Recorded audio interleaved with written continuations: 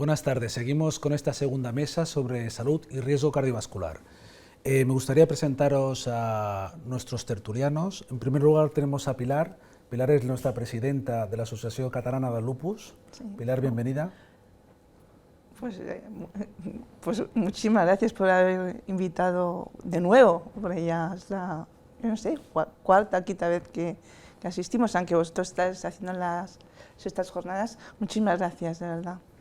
Tenemos también a la doctora Sara Muntadas. Ella es ella es psicóloga y representa a la Lliga Catalana de Reumatología, que ahora se ha reconvertido en Reumas, ¿no, Sara? Sí, ahora hemos Reumas porque hemos ampliado un poco nuestro público en tema online, pues llegamos a más gente, por suerte. Así que gracias también por invitarme, es mi primera jornada en esto y estoy encantada. Y el especialista que nos acompaña de ISATMO es el doctor Eduardo Díaz. Él es fisioterapeuta y osteópata y nos va a hablar un poquito de qué hacemos con la actividad y el ejercicio físico. Bienvenido, Eduardo. Bueno, muchas gracias por invitarme, es la primera vez, pero estaré encantado también de participar. Y vamos a empezar sin más dilación con las preguntas que tenemos, porque la verdad es que gracias a las asociaciones de pacientes nos habéis hecho llegar muchísimas preguntas y otras que irán entrando a lo largo de este streaming. La primera, y está marcada, ¿no?, por la Asociación de Lupus. ¿Los pacientes con lupus, Eduardo, tienen o deben de hacer actividad física? Deben. De hecho, todo tipo de enfermedad inflamatoria, ya sea lupus o sea cualquier otro tipo de enfermedad reumática, necesita al menos una práctica, si no diaria, prácticamente de día sí, día no. Lo recomendable creo que está en torno a los 150 minutos a la semana, es decir, unos 30 minutos por día, pues nos quedaríamos en 5 días a la semana, de una actividad como salir a caminar o hacer algún tipo de ejercicio aeróbico siempre, no de una intensidad muy elevada, pero sí de una intensidad moderada o vigorosa.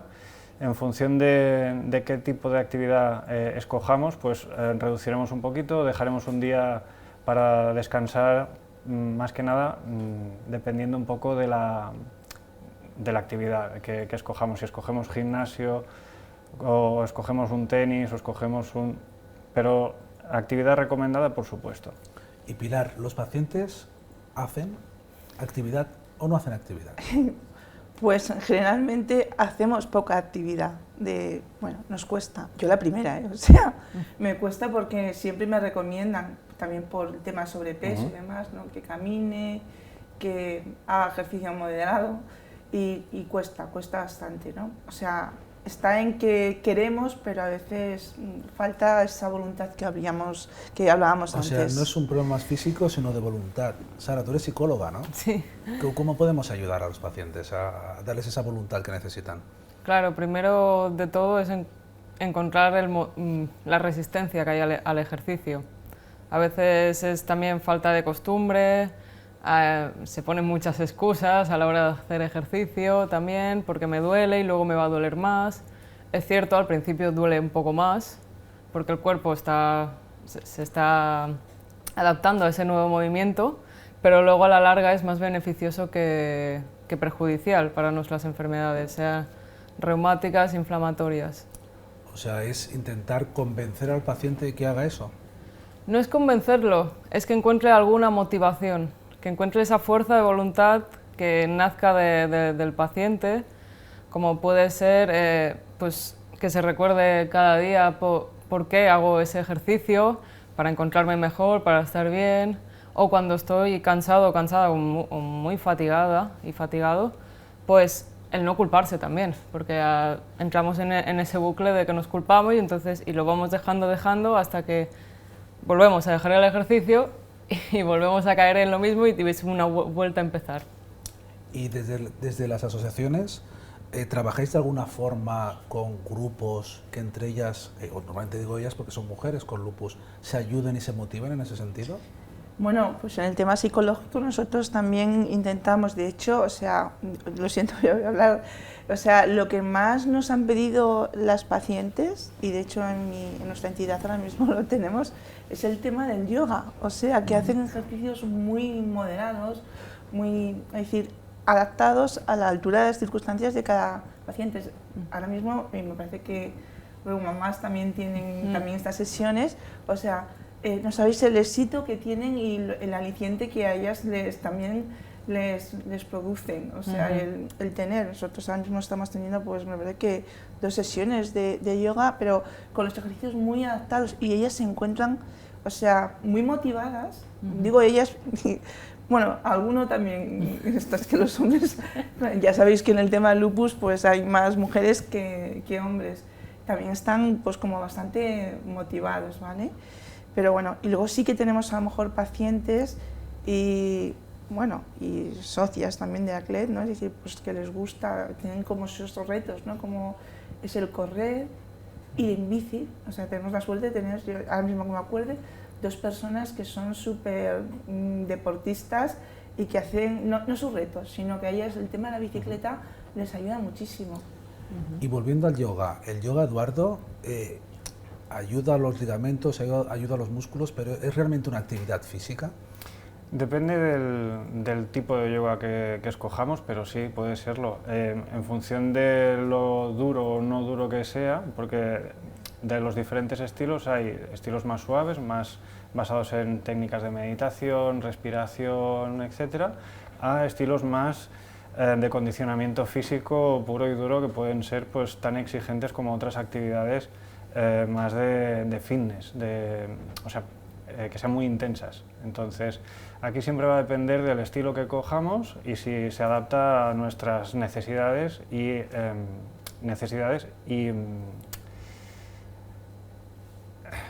bueno, y que nos permita realizar esa actividad sin que luego estemos una semana sintiendo que no debería haber hecho esa actividad porque me siento fatal, no me puedo ni mover de la cama.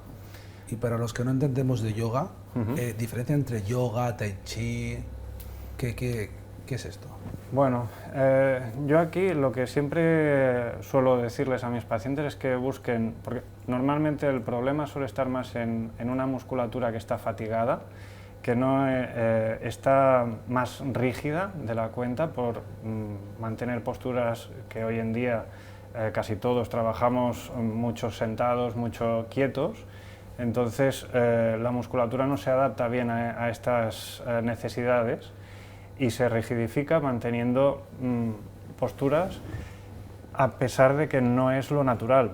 Nosotros estamos más pensados para estar moviéndonos con una determinada frecuencia y que nuestra musculatura pueda respirar, pueda llegar nutriente, pueda drenar bien ese tejido y que no tenga una intoxicación, que es lo que produce al final ese malestar. Dicho esto, siempre... vamos a ver. Y una pregunta, a nivel del sedentarismo que hay ahora, ¿sí? Estamos hablando de que es siempre mejor buscar una actividad al aire libre, cuando has hablado de respirar no sí. solo a nivel celular, sino también a nivel de respirar lo que es en el aire libre. ¿Es más aconsejable actividades al aire libre? Hombre, yo creo que la naturaleza sobre todo tiene un efecto tranquilizante, porque nosotros ya vivimos con bastante estrés en nuestro día a día, y esa reducción de estrés produce que también el sistema nervioso nos equilibre mejor y tengamos una mejor reacción a cualquier tarea que tengamos de la que recuperarnos, ya sea de ejercicio físico o de trabajo intenso, la fatiga en general. Yo soy un fan, bueno, no sé si vosotras también, de una actividad que se hace al aire libre, que es el Nordic Walker, ¿no? El caminar con marcha nórdica, y no sé si vuestras asociaciones esto lo promovéis. No, de momento no, pero estaremos en poder hacerlo. O sea, pensar también que, y estoy con él, que el tema del ejercicio libre, pero sin dejar de ponerse la fotoprotección solar, que es tan importante para los pacientes con este tipo de bueno, en concreto con el lupus, porque pues, es un desencadenante del brote. Igual o sea, que, sí al aire libre, pero buscando esa fotoprotección o horas que no haya claro, una radiación solar. Salir ¿no? más por la mañana o hacerla por la tarde, eso es lo que... Incluso por la mañana mejor, porque tienes la subida de cortisol y metabólicamente el cuerpo está más activo, ¿no? Es más receptivo al ejercicio normalmente.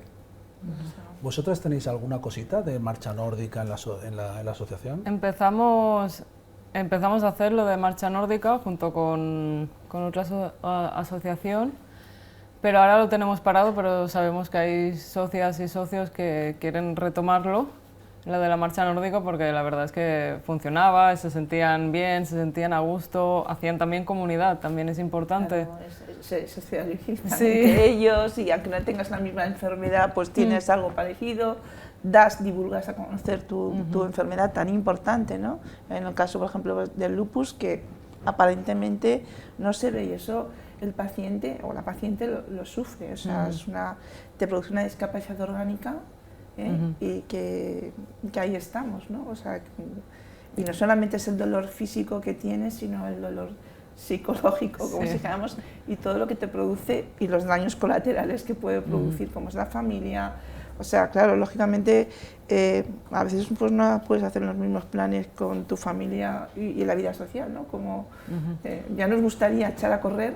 O sea, diríamos, Pilar, perdona, que en este ejercicio físico, como la marcha nórdica, que tú puedas sociabilizar, no tengas solo la parte física, sino también la parte psicológica, es igual lo más importante, ¿no? Eso ayuda un montón, yo creo, ¿no? No voy a decir un 50%, pero a lo mejor un 25% sí. Y ayudaría también desde el punto de vista psicológico a que se mantuviera esa actividad, ¿no? No salgo 2 o 3 veces, voy 2 o 3 veces con el grupo y luego lo dejo, porque ya no me motiva. Si tienes un grupo que te apoya, quizás es mejor. Claro, es mucho mejor, crea esa comunidad que todos buscamos, en verdad, y además te sientes comprendido, o sea, con solo decir tengo lupus, tengo artritis reumatoide, da igual, nos entendemos, sabemos que el dolor se lleva por dentro, sabemos que la fatiga también, que no es tan fácil, y a veces estamos cansados y cansadas de explicarle a familiares y amistades, y cuando nos encontramos con gente que no hace falta explicarlo, pues entonces eso une muchísimo más y la actividad también mejora y puedes rendir mejor y todo. No que sea una actividad de estas obligadas, que a veces sí que es verdad que lo han hablado antes de recomendar el ejercicio, pero a veces hay que hacer natación, hay que hacer no sé qué, hay que hacer yoga, pero si encuentras una actividad en grupo que te pueda aportar esto, también tenemos yoga terapéutico, que lo tiene una chica con una enfermedad reumática.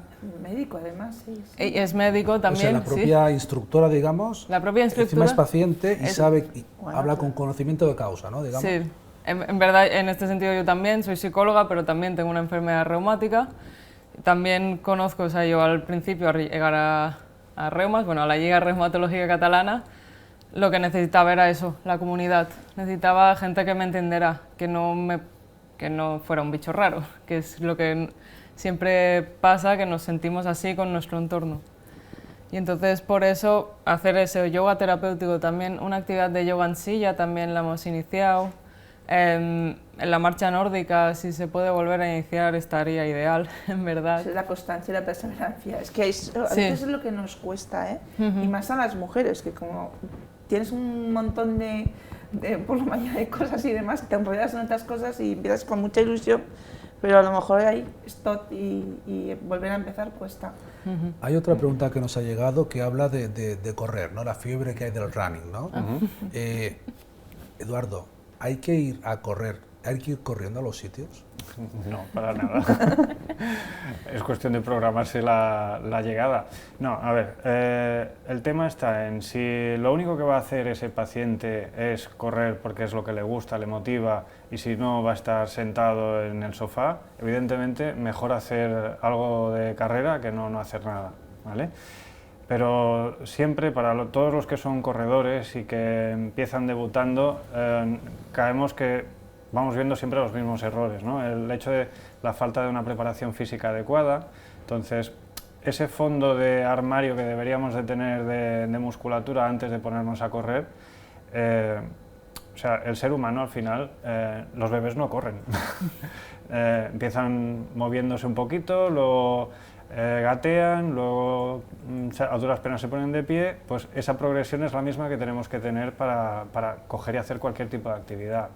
Entonces, aquí dependerá de la enfermedad de cada uno, de sus circunstancias personales, el si podemos llegar a correr a 3 minutos el kilómetro o si lo hacemos a 6. Entonces, la pregunta siempre es un depende, la respuesta. Depende sobre todo de la línea de tiempo, de evolución que podamos tener en esa persona, si esa persona quiere salir a correr una vez a la semana o si quiere salir pues 3 veces y ir graduándose o ir haciendo entrenos, pues un día un entreno de más intensidad, otro día un entreno de menos intensidad o de series. Lo ideal sería intentar respetar los márgenes de recuperación que tenga en función del entreno anterior. Es decir, no podemos salir a correr cada una semana así, una semana también una maratón. Entonces, si programamos bien los entrenos, debemos de notar una progresión que nos permita hacer el ejercicio de forma continuada, sin lesiones. Y supongo que será, claro, en cada caso particular, en cada momento particular, ¿no?, cómo se encuentra, pero siempre el mensaje es en positivo de que si sale a hacer esa actividad, aunque en ese momento le moleste más o menos, luego va a recuperar mejor, ¿o no? Si no sobrepasamos los límites, pero esto, claro, es personal y tienen que ir a buscarlos siempre pecando de menos, para entendernos, de decir, bueno, pues hoy salgo y me planteo media hora, de la cual voy a correr 15 minutos o 10 minutos y los otros voy a ir andando a intervalos. Veo, observo cómo me siento durante, cómo me siento después y al día siguiente cómo me levanto. Si me levanto bien, pues a la siguiente vez incrementamos un poquito más. Y esto es una percepción que muchos pacientes tienen, o no sé si es correcta o incorrecta, pero vosotras, por ejemplo, ¿veis al fisioterapeuta como este entrenador personal? ¿O no es una figura que veáis como entrenador personal y quizás un monitor de un gimnasio? No sé si me explico. ¿Quién debe de asesorar, ¿no?, en cada momento? Yo pienso que el fisioterapeuta es que ayuda un montón. Y bueno, y sobre todo si encima está especializado en este tema de las enfermedades, no es lo mismo tener una enfermedad que otra, lógicamente. Entonces, pues nosotros, o sea, yo sí tengo las articulaciones, o tengo una inflamación en la espalda, o tengo... necesito un fisio que esté, o sea, bueno, pues especializado en este tipo de enfermedades, que sepa, o sea, que me ayude, que yo me vaya a casa, decir, bueno, pues a lo mejor mucho mejor, y que encima me ha aconsejado unos ejercicios que yo puedo realizar en mi casa, encima de la cama. Yo soy una persona que, por ejemplo, tengo muchísima hinchazón en las piernas. Pues mi fisio, porque sí que voy al fisio, pues me aconseja, pues mira, haz un minuto de esto o mueve el pie 30 veces de esta manera y es muy fácil. Luego está el que yo lo haga o no. Esto bueno, claro. Si no sería una tontería, ¿no, el ir? Pero bueno, a mí personalmente yo voy al fisio y me ayuda un montón. Bueno, siempre esperamos ayudaros bien. No, sí. Y hay esa percepción, Sara, también desde Reumas, que es el fisio, digamos, el profesional que debería de marcar un poquito las pautas dependiendo cómo está el músculo, los tendones, ¿o no? Sí, nosotros tenemos una fisioterapeuta que ya lleva bastante tiempo y conoce bastante las enfermedades reumáticas. Aparte, está especializada también en la actividad física, así que cada martes normalmente hace un directo que luego se puede visualizar para las personas que no lo hayan podido ver, de unos ejercicios, unas pautas que dice ella. Esas son en generales, pero yo que voy a su consulta, ella al principio sobre todo me adaptó muchísimo. Sí, me adaptó los ejercicios, yo le preguntaba si lo estaba haciendo bien o no. También hay a veces, lo estoy haciendo bien, ¿no? ¿Por qué tengo dolor? Y a veces es que lo estás haciendo bien, pero simplemente tu musculatura está pues más debilitada y necesita reforzarse, ya está. Pero el fisioterapeuta o la fisioterapeuta es clave y ayuda también a eso, a poder potenciar esa movilidad articular y progresivamente, como comentaba él, puede ser fisioterapeuta o el yoga terapéutico también tiene eso. Al principio con el yoga terapéutico a veces lo que se necesita es justamente respirar para bajar ese estrés que hay en el cuerpo, respirar, tranquilizarse, poder un poco bajar ese nivel de dolor para luego poder hacer ese ejercicio. O sea, con respiración puedes bajar nivel de estrés, nivel de dolor, ¿no? Y poner en marcha Claro. mecanismos de autorreparación. Sí, sí, o sea, lo que yo recomiendo mucho, bueno, es fundamental, y estamos hablando también cardiovascular, lo que también afecta es el estrés laboral o estrés o una tensión familiar, lo que sea. Ahí también puede llegar pues, a sufrir un infarto por ese estrés. Y entonces ir a hacer un proceso terapéutico para identificar qué es lo que te estresa, si vale la pena, si no. Poder hacer técnicas de respiración también, mindfulness. También claro, hacer mindfulness antes o después de hacer ejercicio toma conciencia del cuerpo y sabes hasta dónde puede llegar, hasta dónde no, dónde te duele, porque a veces lo que nos pasa es que nos disociamos de cuerpo y mente porque no queremos sentir el dolor. Y al no querer sentir el dolor, pues lo rechazamos. Y si tomamos conciencia de nuestro cuerpo, pues podemos atender a ese dolor y entonces ahí podemos abordarlo y mimarlo, como digo yo. Nos preguntan, Eduardo, que si tenemos la tensión alta o algún problema de corazón, ¿qué tipo de actividad podemos hacer física? Bueno, dependerá un poco del tipo de problema, básicamente, pero la actividad cardiovascular moderada en función de los parámetros que nos dé, pues, si tenemos un problema de que no podemos caminar demasiado, como es una claudicación intermitente y alguna cosa más, pues va a estar limitado por esto, pero el ejercicio en sí nos tiene que ayudar. Entonces, caminar un tiempo a un ritmo de un paso por segundo, que sería un caminar muy fluido. ¿Eso de los relojes y los 10.000 pasos? ¿Hay que llegar a eso o no hay que llegar a eso? Yo creo que no. Yo creo que hay que llegar al límite que tengamos cada uno sin fijarnos demasiado en el reloj. Lo de los relojes para mí es un poco absurdo, en el sentido de que porque me faltan 3.000 pasos tengo que irme a salir. No creo. Tengo que tener la conciencia de hacer una actividad de forma frecuente y ya está. Otro ejemplo al final es el hecho de que, a ver cómo he dormido hoy, ¿qué dice el reloj? Yo creo que cada uno debería de levantarse por la mañana y saber si ha descansado bien o no en función del ánimo o la energía con la que se levanta. El reloj no nos debe decir esto, ¿no?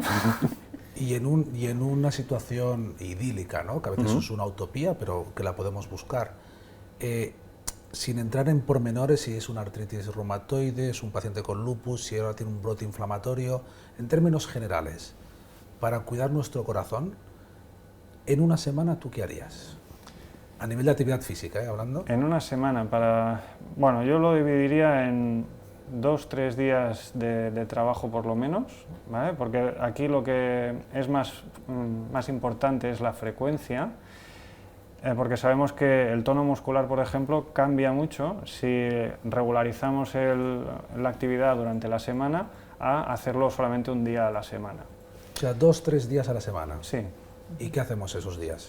Pues podemos, por ejemplo, hacer una actividad como salir a caminar, bicicleta, nadar, la que sea de nuestra preferencia y gusto, que nos dé al menos unos 30-45 minutos, que idealmente, si tenemos que perder peso, por ejemplo, llegar a los 40-45 minutos ya pone en marcha unos mecanismos fisiológicos que nos ayudan a hacerlo, y de esta manera pues tenemos un estímulo de un cambio, ¿vale? Que al final lo que nos va a servir ese cambio es para entrenar a nuestro corazón, entrenar nuestros órganos para funcionar mejor en condiciones basales. O sea, un día salgo a caminar 40 minutos, ¿el otro día qué hago? Pues por ejemplo podemos nadar o podemos hacer la bicicleta, sea estática o sea no estática, vaya, la de salir por la calle. Y luego un entrenamiento de fuerza a la semana, que estaría muy bien también, o un tipo pilates, algo así. Y añadiríamos algo de yoga, ¿no? ¿Un cuarto de yoga? ¿Os parecería bien o no? ¿Lo veis factible esto o no? No, después de la caminata o después de nadar, tener una sesión de yoga para estirar o después del entrenamiento de fuerza, porque también es algo que falta mucho el que las personas sean conscientes de ese entrenamiento de fuerza, porque por mucho que salgas a andar o en bicicleta, también hay que reforzar esa musculatura para que luego puedas andar mejor, nadar mejor y eso se nota. Y puede ser con pilates o con el yoga también más intenso que ha dicho antes. ¿Cómo lo veis? Fenomenal, ¿no? Es que nos vamos a Pero apuntar a luego todo. haría falta una motivación para mantener esto cada semana, ¿no? A ver, la motivación siempre puede ser la misma en el tipo dependiendo un poco del tipo de persona, ¿no? Porque hay gente que se ve muy fácil, se dice, ostras, esta semana he hecho 25 repeticiones, la semana que viene tengo que hacer 30, ¿no? Tampoco no tiene que ser eso, pero si sirve para mantener la actividad en a largo plazo, medio-largo plazo, pues podemos apoyarnos en eso, podemos apoyarnos en cualquier otra cosa. Hay gente que hace actividad física, sea un pádel o sea ir a caminar, para luego tomarse las patatas bravas con la cervecita, por ejemplo. Pues vamos ya terminando lo que es esta segunda mesa sobre actividad física y daros las gracias por haber compartido esta media hora que ha pasado volando. Sí. Me gustaría en 20 segundos que dierais un mensaje positivo sobre la actividad física. Pilar. Bueno, pues que es un volver a empezar cuando lo dejas. O sea, porque a nosotros a veces pues nos cuesta, por lo menos yo lo digo por mi caso, ¿no? O sea, es decir, que volver a empezar cuando, bueno, que mucho ánimo y adelante y medirnos, ¿no? Lo que yo puedo hacer, hacerlo. Sara. Yo diría que sobre todo que se conociesen el cuerpo, que hay maneras, hay muchos tipos de ejercicios, muchos profesionales que nos pueden ayudar a retomar ese ejercicio o a empezarlo también, y que no tengan miedo, porque dolor va a haber si haces ejercicio o no. Así que si puedes reducirlo un poco con el ejercicio, pues mucho mejor. Y el dolor ahí. Y hacer ejercicio lo que nos ayuda es aumentar nuestro estado anímico y el dolor se ve de otra manera. Eduardo. Bueno, yo creo que sobre todo lo que deberíamos de tener en cuenta es que si no rompemos el hábito, el dolor va a ir siempre más controlado, y sobre todo que cuando a veces decimos no tenemos tiempo quizás de ir al gimnasio, de plantearnos 1 hora y media de nuestro reloj, pero ese día quizás pues podemos coger y hacer 15-20 minutitos en casa de algunos ejercicios de tonificación que podamos hacer en el gimnasio que tengamos por la mano, porque si lo hacemos de una forma regular, ya sea una clase de pilates o de yoga, algunos ejercicios por nuestra cuenta siempre podemos hacer, y eso nos ayuda a mantener ese hábito, que luego no nos cueste otra vez el buscar ese tiempo para 15-20 minutos en tu casa es mejor que nada por el hecho de no poder ir al gimnasio durante una semana. Bueno, pues ha quedado bastante claro, ¿no? La actividad física ayuda a nuestro corazón, tengas o no tengas inflamación, tengas o no tengas una enfermedad autoinmune, hay que moverse. Seguimos con la siguiente mesa.